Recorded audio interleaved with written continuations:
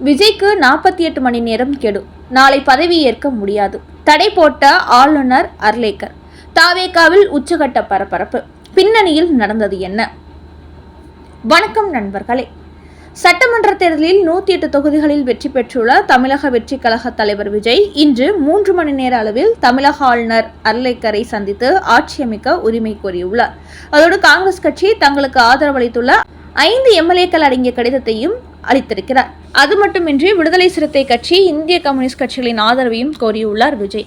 குறிப்பாக பெரும்பான்மை இல்லை என்றாலும் தனி பெரும்பான்மை கட்சி என்ற அடிப்படையில் தங்களை ஆட்சி அமைக்க அனுமதிக்க வேண்டும் என்று அவர் ஆளுநரிடத்தில் கோரிக்கை வைத்திருக்கிறார். இந்த நிலையில் மே 7ஆம் தேதியான நாளை 11:30 மணி அளவில் விஜயின் பதவியேற்பு விழா நடைபெறுவதாக பனையூர் செய்தி வெளியாகியுள்ளது. இந்த விழாவில் கலந்து கொள்ள ராகுல் காந்திக்கும் தமிழக வெற்றி கழகம் அழைப்பு விடுத்துள்ளது. முன்னதாக திமுக கூட்டணியில் இடம்பெற்றிருந்த காங்கிரஸ் கட்சி அங்கிருந்து வெளியேறி விஜயின் தமிழக வெற்றி கழகத்தில் இணைந்துள்ளார்கள். 5 காங்கிரஸ் எம்எல்ஏக்களின் ஆதரவு கடிதத்தையும் விஜயிடத்தில் அவர்கள் வழங்கியுள்ளார்கள். இதன் மூலம் தற்போது தமிழக வெற்றி கழகத்தின் எம்பிகளின் எண்ணிக்கை 112ஆக அதிகரித்திருக்கிறது. இப்படி காங்கிரஸ் கட்சி முதல் ஆளாக திமுக கூட்டணியிலிருந்து வெளியேறி தாவேகாவில் இணைந்ததை அடுத்து விசிக, இந்திய கம்யூனிஸ்ட் கட்சிகளும் வெளியேறினால் திமுக கூட்டணியை ஆட்டம் காணும் சூழல் உருவாகியிருக்கிறது. மேலும் கடந்த 2006இல் கருணாநிதி அமைச்சரவையில் பங்கேற்பதற்கு முன்பு நேரு ஸ்டேடியத்தில் தான் பதவியேற்பு விழா நடைபெற்றது. அந்த வகையில் 20 ஆண்டுகளுக்கு பிறகு தற்போது விஜய் முதல்வராக பதவியேற்கும் நிகழ்ச்சி மீண்டும் அதே நேரு ஸ்டேடியத்தில் நடைபெற உள்ளது என்பது குறிப்பிடத்தக்கது.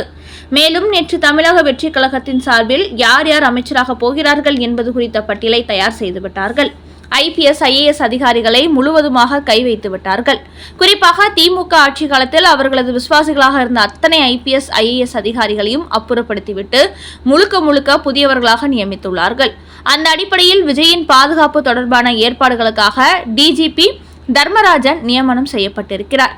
ஆனால் இப்படி இன்று 3 மணிக்கு செய்திகள் வெளியான நிலையில் இன்று மாலை வெளியாகியுள்ள இன்னொரு செய்தி பரபரப்பை ஏற்படுத்தியுள்ளது. அதாவது நாளை விஜய் முதலமைச்சராக பதவியேற்க வாய்ப்பில்லை என்று ஆளுநர் மாளிகை வட்டாரங்களில் ஒரு பரபரப்பு செய்தி வெளியாகியிருக்கிறது. காரணம், தமிழக ஆளுநர் அர்லேக்கர் நாளை காலை கேரளா செல்கிறாராம். அவர் கேரளாவில் இருப்பதனால் விஜய் இங்கு பதவியேற்க வாய்ப்பில்லை என்பது தெரிய வந்துள்ளது.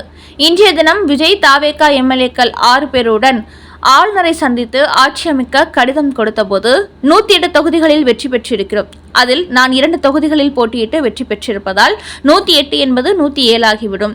இதனால் இன்னும் 11 எம்எல்ஏக்களின் ஆதரவு எங்களுக்கு தேவைப்படுகிறது.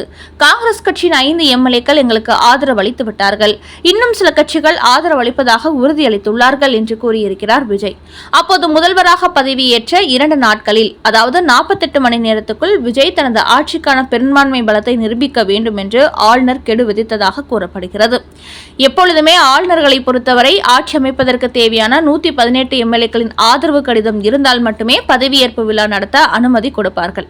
என்றாலும் தற்போதைய நிலவரப்படி விஜயின் தாவேகா மட்டுமே அதிகப்படியான தொகுதிகளில் வெற்றி பெற்றிருப்பதால் அந்த அடிப்படையில் அவருக்கு ஆளுநர் அழைப்பு விடுத்திருக்கிறார். அப்போதுதான் 48 மணி நேரத்துக்குள் தனி பெரும்பான்மை நிரூபிக்க வேண்டும் என்று கூறியுள்ளாராம். அதனால் 2 நாட்களுக்குள் 118 எம்எல்ஏக்களின் ஆதரவு கடிதத்தை ஆளுநர் மாளிகைக்கு விஜயினால் அனுப்ப முடியுமா என்ற கேள்விகளும் எழுந்திருக்கிறது. இப்படி ஒரு பரபரப்பு நிலவி கொண்டிருக்கும் இந்த நேரத்தில்தான் மே 7ஆம் தேதியான நாளை விஜயின் பதவியேற்பு விழா நேரு ஸ்டேடியத்தில் நடப்பதாக ஒரு செய்தியும், இன்னொரு பக்கம் நாளை ஆளுநர் அர்லேக்கர் கேரளா செல்வதாக ஒரு செய்தியும் தற்போது வெளியாகி புதிய பரபரப்பை ஏற்படுத்தியிருக்கிறது. அப்படி அவர் கேரளா சென்றால் தமிழ்நாட்டில் விஜயின் பதவியேற்பு விழா நடைபெற வாய்ப்பில்லை. அப்படி என்றால் 118 எம்எல்ஏக்களின் ஆதரவு கடிதத்துடன் வாருங்கள், அதன் பிறகு நான் பதவி பிரமாணம் செய்து வைக்கிறேன் என்று அவர் கூறியிருப்பார் என்பது தெரிய வந்திருக்கிறது. இதன் காரணமாகவே தற்போது தமிழக வெற்றி கழகத்தில் திமுக கூட்டணியில் உள்ள மற்ற கட்சிகளுடன் அதிரடியாக பேச்சுவார்த்தை நடத்தி வருகிறார்களாம். ஒருவேளை திமுக கூட்டணியில் கட்சிகள் உடனடியாக வெளியேறி தங்களுக்கு ஆதரவு அளிக்காவிட்டால் அதிமுகவை கூட்டணிக்குள் இழுக்கும் முயற்சியில் தமிழக வெற்றி கழகத்தினர் ஈடுபட திட்டமிட்டிருப்பதாக தெரிய வந்துள்ளது. அடுத்த செய்தி, தமிழக அரசியல் வரலாற்றில் முதன்முறையாக கூட்டணி ஆட்சி, விஜயிடத்தில் 2 அமைச்சர் பதவி கேட்கும் காங்கிரஸ். சட்டமன்ற தேர்தலில் விஜயின் தமிழக வெற்றி கழகம் 108 தொகுதிகளில் வெற்றி பெற்றுள்ள தாவேகாவிற்கு தற்போது ஆட்சி அமைப்பதற்கு 10 தொகுதிகள் தேவைப்படுகிறது. இந்நிலையில் காங்கிரஸ் கட்சி தமிழக வெற்றி கழகத்திற்கு நேரடியாக ஆதரவு தெரிவித்துள்ளது. இதன் மூலம் 108 113ஆக தாவேகா எம்எல்ஏக்களின் எண்ணிக்கை உயர்ந்திருக்கிறது. அதோடு காங்கிரஸ் கட்சியானது தங்களுக்கு 2 அமைச்சர் பதவி தருமாறு கோரிக்கை வைத்திருக்கிறது. ஏற்கனவே சட்டமன்ற தேர்தலை சந்திப்பதற்கு முன்பே தமிழக வெற்றி கழக கூட்டணிக்கு வரும் கட்சிகளுக்கு ஆட்சி அதிகாரத்தில் பங்கு தரப்படும் என்று கூறியிருந்தார் விஜய். அந்த அடிப்படையில் தான் தற்போது காங்கிரஸ் கட்சி அவரிடத்தில் தங்களுக்கு 2 அமைச்சர்கள் தர வேண்டும் என்று கேட்டுக் கொண்டுள்ளது. இந்நிலையில் காங்கிரஸ் கட்சி சார்பில் குளச்சல் தொகுதியில் போட்டியிட்டு தாரக என்பவருக்கு அமைச்சர் பதவி கொடுக்க தமிழக வெற்றி கழகம் முதல் கட்டமாக வாக்குறுதி கொடுத்திருப்பதாக காங்கிரசில் கூறுகிறார்கள். இதன் மூலம் தமிழ்நாட்டில் முதல் முறையாக கூட்டணி ஆட்சி முறை உருவாகியிருக்கிறது.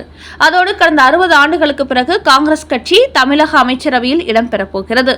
மேலும் திமுக கூட்டணியிலிருந்து வெளியேறி தமிழக வெற்றி கழகத்திற்கு காங்கிரஸ் கட்சி ஆதரவு தெரிவித்ததை அடுத்து சத்தியமூர்த்தி பவனில் இன்றைய தினம் பெரிய அளவில் கொண்டாட்ட நிகழ்ச்சிகள் நடைபெற்றுள்ளது. அந்த அளவுக்கு திமுக கூட்டணியிலிருந்து வெளியேறியதை காங்கிரஸ் கட்சியினர் மகிழ்ச்சியை வெளிப்படுத்தியுள்ளார்கள். இதேபோல் அடுத்தபடியாக விசிக, இந்திய கம்யூனிஸ்ட் கட்சிகளுக்கும் அழைப்பு விடுத்திருக்கும் தமிழக வெற்றி கழகம் அவர்களும் தங்களது கூட்டணிக்கு வரும் பட்சத்தில் அந்த கட்சிகளுக்கும் அமைச்சர் பதவி கொடுக்க தயாராகி கொண்டு வருகிறார்கள்.